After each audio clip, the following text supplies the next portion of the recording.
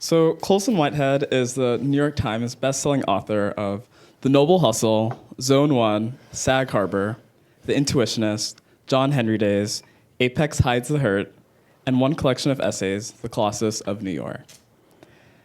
A Pulitzer Prize finalist and a recipient of the MacArthur and Guggenheim Fellowships. He lives in New York City, and today we're so lucky to have him in the Bay Area. We're getting him on a great day, as the Underground Railroad was just chosen to be on the long list for the National Book Award this year. So with that, please welcome Colson Whitehead to Google. Thank you, kind sir. Thanks to you all for coming out. The book is called The Underground Railroad.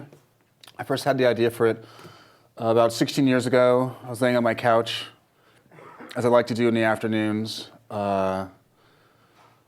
nursing a depression, and came across a reference to the Underground Railroad and thought, oh, isn't it funny how when you're a kid and you first hear those words, it's so evocative, you think it's a literal railroad underground, and of course, you find out that it's not, and you're quite sad. So that's a premise, not much of a story there. So I kept thinking about it, and I sort of added, well, what if each state our protagonist goes through, South Carolina, North Carolina, is a different state of American possibility, as in Gulliver's Travels, sort of the natural comparison, and that was a story.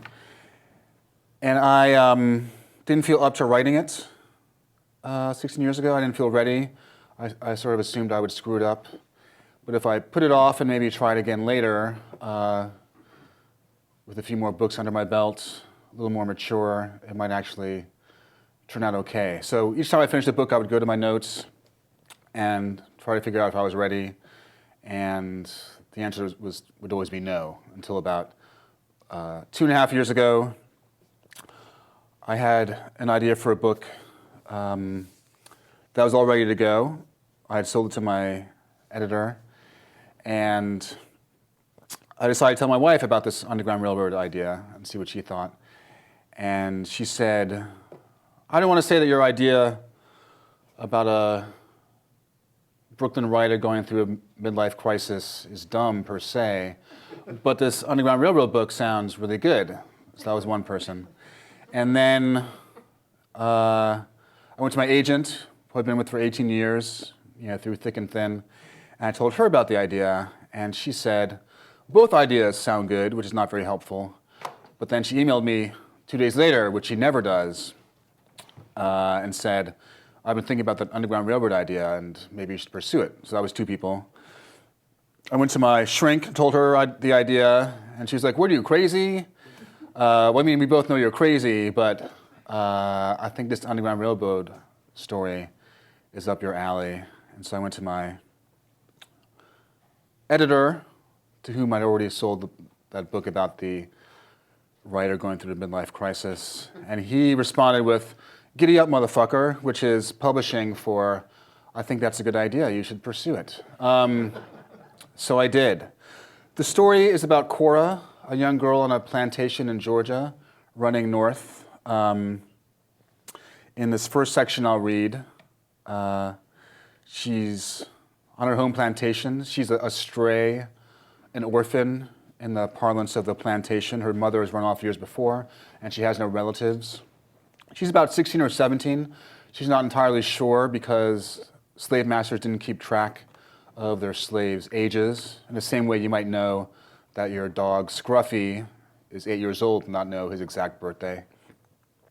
There's a man named Caesar who's come a new slave on the plantation. He was raised in Virginia on a small family farm and was promised that when his master died, he would be freed. Unfortunately, his master's niece had other plans and sort of liquidated him and his parents along with the rest of her aunt's possessions. And he's sold down south, which is always terrible because the South is, the slave system is more and more brutal the more south you go. So he's come to this plantation where Cora is. It's owned by the two Randall brothers, James and Terrence. And in this section, it's the birthday of a man named Old Jockey, the oldest slave on the plantation. And whenever he senses that there's a need for a pick-me-up on the plantation, things are getting bad, and people need a release, he says, it's my birthday, and they have a birthday feast for him. And it could be once a year, twice a year, but they have a big celebration, and they have dancing. And the last person to introduce is a kid named Chester, who's a 10-year-old, and has no family, and Cora has sort of taken him under her wing. The music stopped, the circle broke. Sometimes a slave will be lost in a brief eddy of liberation, in the sway of a sudden reverie among the furrows, or while untangling the mysteries of an early morning dream, in the middle of a song on a warm Sunday night. Then it comes always, the overseer's cry, the call to work, the shadow of the master, the reminder that she's only a human being for a tiny moment across the eternity of her servitude. The Randall brothers had emerged from the great house and were among them. The slave stepped aside, making calculations of what distance represented the right proportion of fear and respect. Godfrey, James's houseboy, held up a lantern. According to Old Jockey, James favored a mother, stout as a barrel and just as firm in countenance, and Terence took after the father, tall and owl-faced, perpetually on the verge of swooping down on prey. In addition to the land, they inherited their father's tailor, who arrived once a month in a rickety carriage with his samples of linen and cotton. The brothers dressed alike when they were children and continued to do so into manhood. Their white trousers were as clean as the laundry girl's hands could make them, and the orange lantern glow made them look like ghosts emerging from the dark. Master James, Jockey said. His good hand gripped the arm of his chair as if to rise, but he did not stir. Master Terence. Don't let us disturb you, Terence said. My brother and I were discussing business and heard the music. I told him, now that is the most god-awful racket I'd ever heard. The Randalls were drinking wine out of goblets of cut glass and looked as if they'd drained a few bottles. Cora searched for Caesar's face in the crowd. She did not find him. He hadn't been present the last time the brothers appeared together on the northern half. You did well to remember the different lessons of those occasions. Something always happened when the Randalls ventured into the quarter, sooner or later. A new thing coming that you couldn't predict until it was upon you. James left the daily operations to his man Connolly and rarely visited. He might grant a tour to a visitor, a distinguished neighbor or a curious planter from another neck of the woods, but it was rare. James rarely addressed his niggers, who'd been taught by the lash to keep working and ignore his presence. When Terence appeared on his brother's plantation, he usually appraised each slave and made a note of which men were most able and which women were most appealing. Content to leer at his brother's women, he grazed heartily upon the women of his own half. I like to taste my plums, Terence said, prowling the rows of cabins to see what struck his fancy. He violated the bonds of affection, sometimes visiting slaves on their wedding night to show the husband the proper way to discharge his marital duty. He tasted his plums and broke the skin and left his mark. It was accepted that James was of a different orientation. To hear his valet Prideful tell it, James confined his erotic energies to specialized rooms in a New Orleans establishment. The madam was broad-minded and modern, adept in the trajectories of human desire. Prideful's stories were hard to believe, despite assurances that he received his reports from the staff of the place, with whom he'd grown close over the years. After all, what kind of white man would willingly submit to the whip? Terence scratched his cane in the dirt. It had been his father's cane, topped with a silver wolf's head. Many remembered its bite on their flesh. Terence said, Then I recollected James telling me about a nigger he had down here, could recite the Declaration of Independence. I can't bring myself to believe him. I thought perhaps tonight he can show me, since everyone is out and about, from the sound of it. We'll settle it, his brother said. Where is that boy, Michael? No one said anything. Godfrey waved the lantern around pathetically. Moses was the boss unfortunate enough to stand closest to the Randall brothers. He cleared his throat. Michael dead, Master James. Michael, the slave in question, had indeed possessed the ability to recite long passages. According to Connolly, who heard the story from the nigger trader, Michael's former master was fascinated by the abilities of South American parrots and reasoned that if a bird could be taught limericks, a slave might be taught to remember as well. Merely glancing at the size of the skulls told you that a nigger possessed a bigger brain than a bird. Michael had been the son of his master's coachman, had a brand of animal cleverness, the kind you see in pigs sometimes. The master and his unlikely pupil started with simple rhymes and short passages from popular British versifiers. They went slow over the words the nigger didn't understand, and, if truth be told, the master only half understood. But they made miracles, the tobacco farmer and the coachman's son. The Declaration of Independence was their masterpiece. Michael's ability never amounted to more than a parlor trick, delighting visitors before the discussion turned, as it always did, to the diminished faculties of niggers. His owner grew bored and sold the boy south. By the time Michael got to Randall, some torture or punishment had addled his senses. He was a mediocre worker. He complained of noises and black spells that obscured his memory. In exasperation, Connolly beat out what little brains he had left. It was a scourging that Michael was not intended to survive, and it achieved its purpose. James said, "I should have been told," his displeasure plain. Michael's recitation had been a novel diversion the 2 times he trotted the nigger out for guests. Terence liked to tease his brother. "James," he said, "you need to keep better account of your property. Don't meddle." Terence continued, "I knew you let your slaves have their revels, but I had no idea they were so extravagant. Are you trying to make me look bad?" "Don't pretend you care what a nigger thinks about you, Terence." James's glass was empty. He turned to go. "Oh, one more song, brother. These sounds have grown on me," Terence said. George and Wesley, the musicians, were forlorn. Noble and his tambourine were nowhere to be seen. James pressed his lips into a slit. He gestured, and the men started playing. Terence tapped his cane. His face sank as he took in the crowd. "You're not going to dance? I have to insist. You and you and you."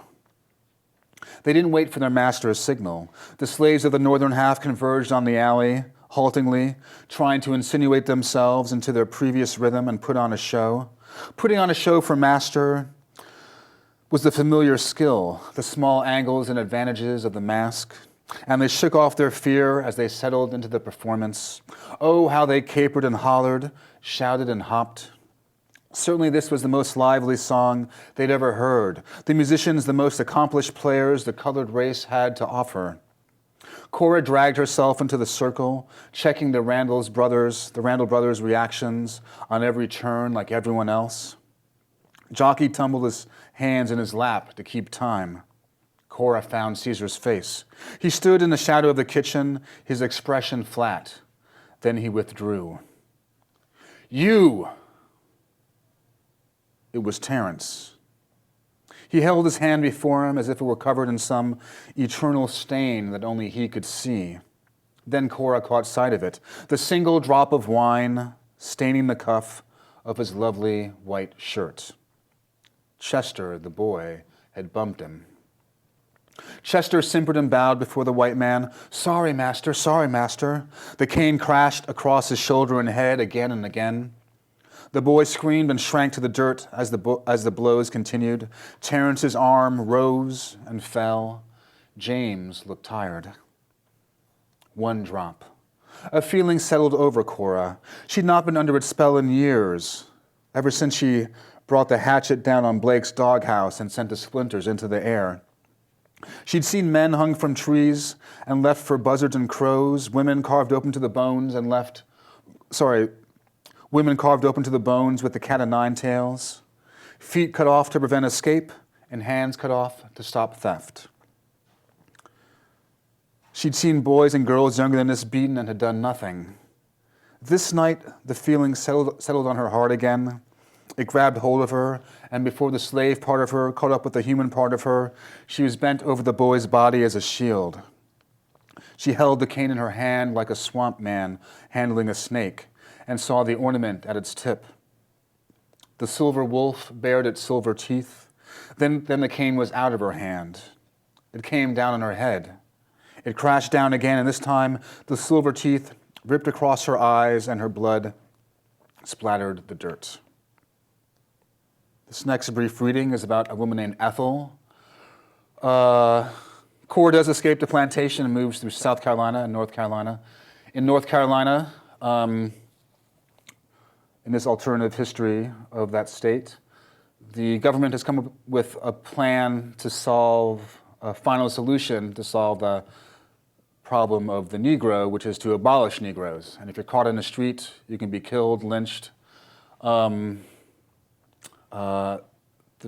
people doing the work of the slaves, because there are no slaves now, are Irish immigrants who are taking over their work and will become assimilated into American society.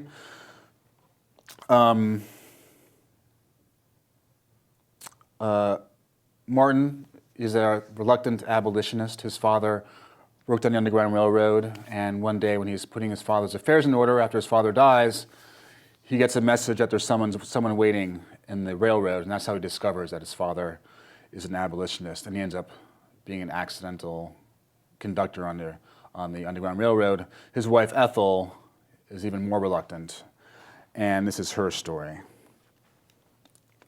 And it ends with Cora hiding in their attic because she can't get a passage out of North Carolina for a while. Ever since she saw a woodcut of a missionary surrounded by jungle natives, Ethel thought it would be so spiritually fulfilling to serve the Lord in dark Africa, delivering savages to the light. She dreamed of the ship that would take her, a magnificent schooner with sails like angel wings, cutting across the violent sea. The perilous journey into the interior, up rivers, wending mountain passes, and their dangers escaped, lions, serpents, man-killing plants, duplicitous guides.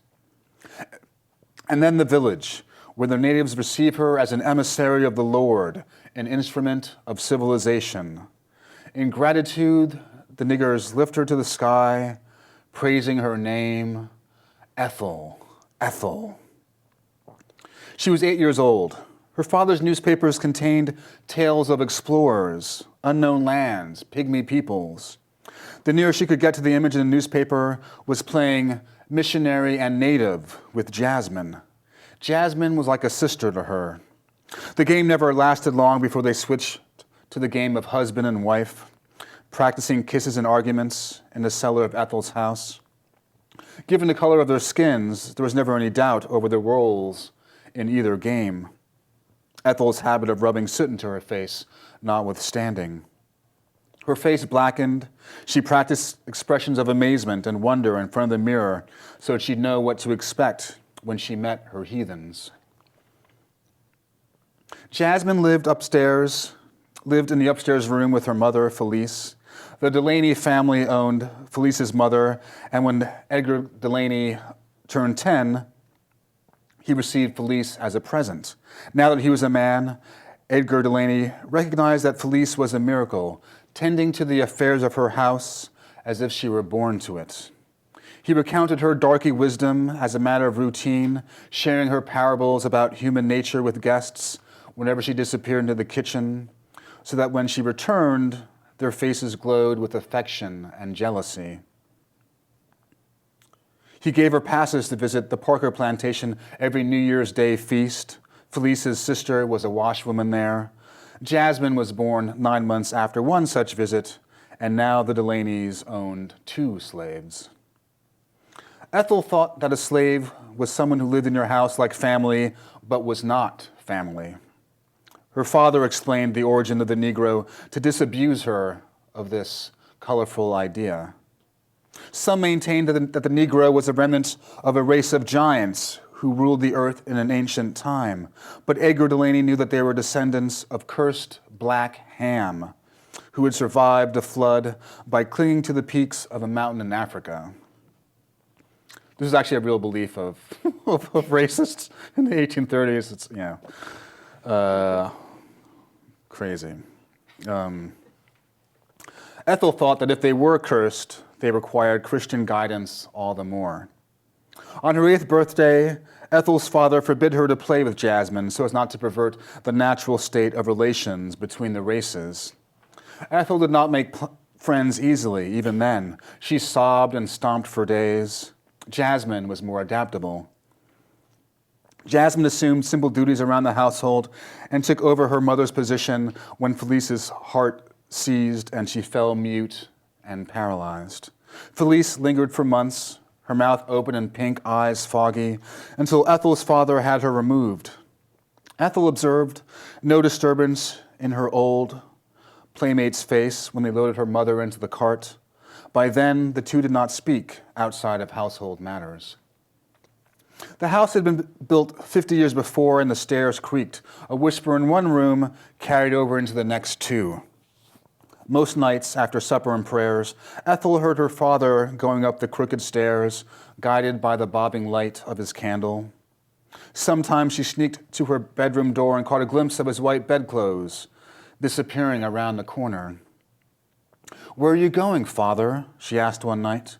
Felice had been gone 2 years. Jasmine was 14.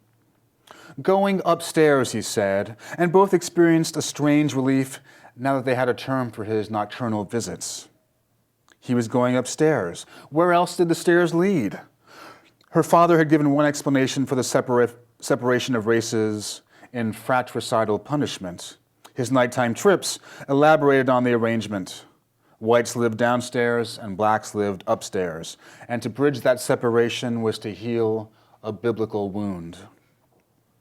Her mother held a low opinion about her husband going upstairs, but was not without resources. When their family sold Jasmine to the coopersmith on the other side of town, Ethel knew it was her mother's doing.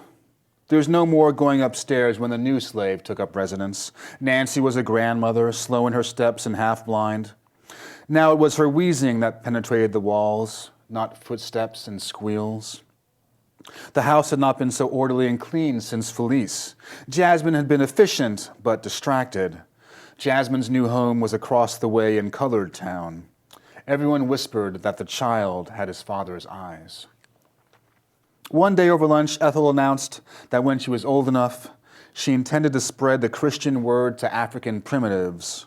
Her parents scoffed. It was not something that good young women from Virginia did. If you want to help savages, her father said, teach school. The brain of a 5-year-old is more savage and unruly than the oldest jungle darky, he said. Her course was set. Ethel filled in for the regular teacher when she was under the weather. Little white children were primitive in their own way, chirping and undeveloped, but it wasn't the same. Her thoughts of the jungle and a ring of dark admirers remained in her private preserve. Resentment was the hinge of her personality. The young women in her circle comported themselves in a foreign ritual, undecipherable. She had little use for boys and later men. When Martin appeared, introduced by one of her cousins who worked at the shipping company, she tired of the gossip and long relinquished an interest in happiness. A panting badger, Martin wore her down. The game of husband and wife was even less fun than she supposed. Jane, her daughter at least, turned out to be an unexpected mercy, a tidy bouquet in her arms. Over the years, life on Orchard Street passed into a tedium that eventually congealed into comfort. She pretended not to see Jasmine when they passed on the street, especially when her former playmate was in the company of her son. His face was a dark mirror. Then Martin was summoned to North Carolina. He arranged his father's funeral on the hottest day of the year. They thought Ethel fainted from sadness when it was just the barbaric humidity. Once they got to take her for his father's feed shop, they were done, he assured her. The place was backward. If it wasn't the heat, it was the flies. If not the mice, then the people. At least in Virginia, lynch mobs maintained a pretext of spontaneity. They didn't string up people practically in your front lawn the same time every week, like church. North Carolina was to be a brief interlude, or so she thought, until she came across the nigger in her kitchen. George had dropped out of the attic for some food, the lone slave Martin helped before Cora arrived. It was a week before the race laws went into effect, and violence against the colored population was on the rise in rehearsal. A note on their doorstep had directed Martin to the mica mine, where the railroad is. And George waited for him, hungry and irritated. The tobacco picker thumped around the attic for a week before a railroad agent took him on the next leg, boxing him up in a crate and shoving the thing through the front door. Ethel was livid, then despairing. George acted as Martin's father's executor, illuminating Martin's secret inheritance. Slavery as a moral issue had never interested Ethel. If God had not meant for Africans to be enslaved, they wouldn't be in chains. She did, however, have firm ideas about not getting killed for other people's high-minded ideas. She and Martin argued over the Underground Railroad as they hadn't argued in a long time. And that was before the murderous fine print and the race laws manifested itself. Through Cora, that termite in the attic, Martin's father reached from beyond the grave to punish her for her joke those many years before. When Martin went upstairs to help the girl, it was not in the same way her father had gone upstairs, but both men came down transformed. They reached across the biblical rift for a selfish purpose. And if they could, why not her? Everything had been denied Ethel her whole life. To mission, to help, to give love in the way she wanted. When the girl got sick, the moment Ethel waited for so long had finally arrived. Ethel went upstairs, as her father had done, to confront the stranger who lived in her house as family. The girl lay on the sheets, curved like a primeval river. She cleaned the girl, washing her filth from her. She kissed the girl on her forehead and neck in her restless slumber, with two kinds of feeling mixed up in those kisses. She gave her the holy word, a savage to call her own at last. Thank you.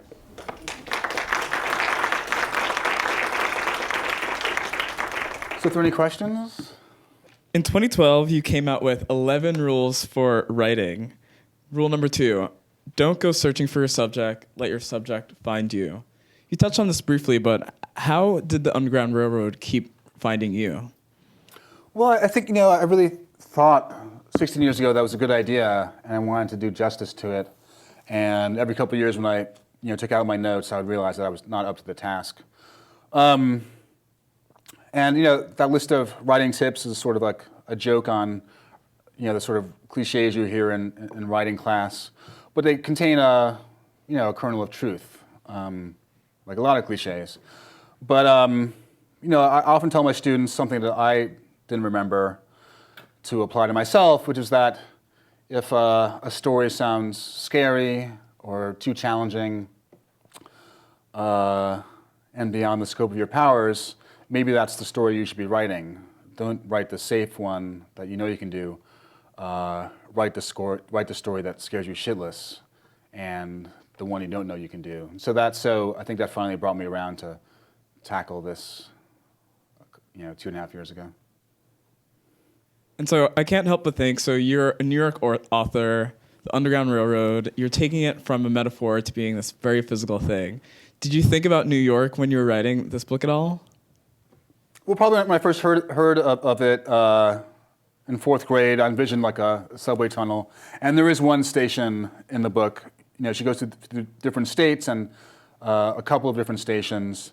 So some of them are very simple. Some of them are hacked out of the rock and very dim. And then there's one that is basically a New York subway, with a white subway tile and could pass for a station in New York. So, I've used the train as a metaphor in my book, John Henry Days, and the elevator is a metaphor in my book, The Intuitionist, which is about elevator inspectors. And that was definitely informed by being a New Yorker. I'm not sure how the rules are here, but in New York, there's a little sheet in the elevator, and each year the elevator inspector signs his name, and he comes around, and same signature, same person, but different ink. You go to school or work, and they come and have inspected your elevator. So if you go to your friend's house, the same guy, so it's like they have beats, like cops. So I thought, like, what if an elevator inspector had to solve a criminal case? And so both that book and this book are, partially inspired by living in New York and spending a lot of time in elevators and trains, I guess. So we have one question from the Dory. Courtney wants to thank you for being here. She wants to know how you decided to have a female protagonist tell this story. The intersectionality between gender and race during slavery was incredibly complex. What was more compelling to you about the story a woman would tell from this time as opposed to a man? Yeah, I always try to mix it up from book to book. So my book before this one was basically a humor book about the World Series of Poker and was crammed with jokes. And this one has no jokes, and I was definitely reining in my more satirical impulses. So keeping that in mind, my last three protagonists were men who were very meditative, and so to break that cycle, I think it was important to have someone who was not like that. And then you're right about the intersectionality in slavery. When you're a woman, when you hit puberty, you're expected to produce, and that means producing babies, because more babies means more hands to pick cotton, more cotton means more money, and more babies to sell, and your body's not your own. You're prey to the desires of your master, other slaves. There's no law on the plantation except what exists according to the whims of your owner. So that was going to make it a more complicated story and a challenge. And then also, I haven't explored a mother-daughter relationship before in fiction, and that's definitely part of what drives Cora to leave the plantation. So, so I'm always trying to try new things and also create challenges for myself. And having a female protagonist in this book was one. And people say, is it hard? All characters are hard if they're believable. They take a lot out of you to make them live and breathe on the page. So I wouldn't say it was more hard than having a male protagonist. If you're doing your job, it should be difficult. And if you do your job, your protagonist should be credible, whether they're male or female. So thanks for the question. You've talked about how took you about 16 years to write the book because you weren't ready. Can you talk a little bit more about how it affected you, how you had to grow up or grow in some way to be able to tell the story? Sure. Well, I think just as a writer, I'm always figuring out how to do things differently. I think if you stick at something for a while, hopefully you become better at it. So hopefully I'm a better writer after a few books than I was at the beginning. So if I'd written this book maybe 5 or 10 years ago, the different islands would have taken place in with the fantastic effects really sort of cranked up. And I think initially the South Carolina chapter took place in the future, the Tennessee chapter, which has been ravaged by yellow fever and wildfires, was even taking place in a more fantastic wasteland, a sort of post-apocalyptic wasteland. And so instead of having it rooted in 1850, each time she got in the train, she was transported to a different era as well. And it just seemed that kind of broad, fabulous gesture didn't serve the story. So by keeping it in the idiom of 1850 and keeping it wedded to Cora's point of view and not deforming reality, as much as I initially planned worked out, and that was the value of waiting. So waiting until I was capable in terms skill-wise to pull it off. And then, I was 30 when I had the idea, sort of a jerky Gen X-y douchebag, hung out late every night, and I don't think I had the sort of empathy to animate a story like this. It's one thing to contemplate the horror of slavery and think about what it's like to see your parent stolen from you, whipped in front of you, assaulted, seeing your brother sold off, your little brother sold off to another plantation. I think being a parent, allowed me to access the complexities of slavery in a way I couldn't when I was a callow 30-something. So, I couldn't imagine seeing my kids assaulted and sold off. I can, appreciate the magnitude of the horror now in a way that I couldn't back then. So, I think I knew when I was ready, and I did it, and it took a bunch of years for me to have a different perspective on life and work in order to pull it off. Okay, so the LA Review of Books and their latest review of The Underground Railroad, they called your perspective fundamentally ironic. How would you balance that? One, do you agree? And how would you balance that with the historical traumas of the time? No, but definitely irony and satire are big forces in my work. So, I think like everybody, I have different parts of my personality. Sometimes I'm optimistic, and sometimes I'm more pessimistic or realistic. And definitely in the last couple of books, I've been toggling between those two different parts of my personality. Sag Harbor is a very optimistic book about a kid growing up in the 80s, and that I followed up with a book called Zone 1 that was about 99% of the population dying off. And I think they address different parts of my personality in different ways. The Noble Hustle, my previous book before this one, was a jokey book about poker and a lot of jokes and stupid humor in it. And that's one part of me. And then this book, The Underground Railroad, has no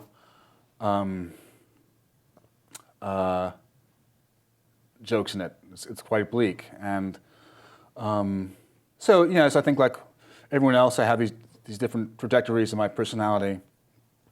I guess I'm developing a theory about irony, white irony versus black irony. I think white irony, someone's road testing this, but white irony is about realizing that the society systems don't work and they're broken down, and you're addressing that. And I think black irony is about realizing that the world systems don't work, and they were never meant to work for you anyway. So there's like this additional sort of facet to it.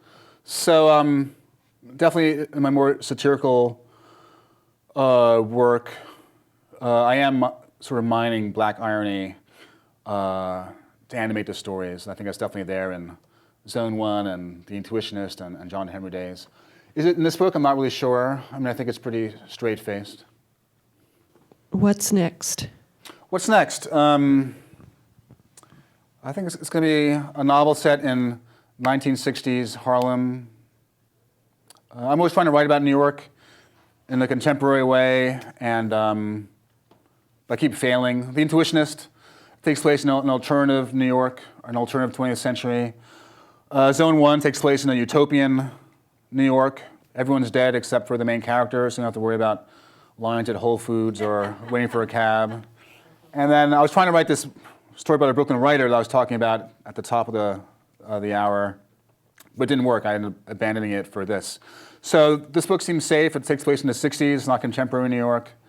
And when I'm done promoting in the next spring, I'll sit down and figure out if it's the one I should be working on. So thanks a lot. Thanks for listening, and happy trails.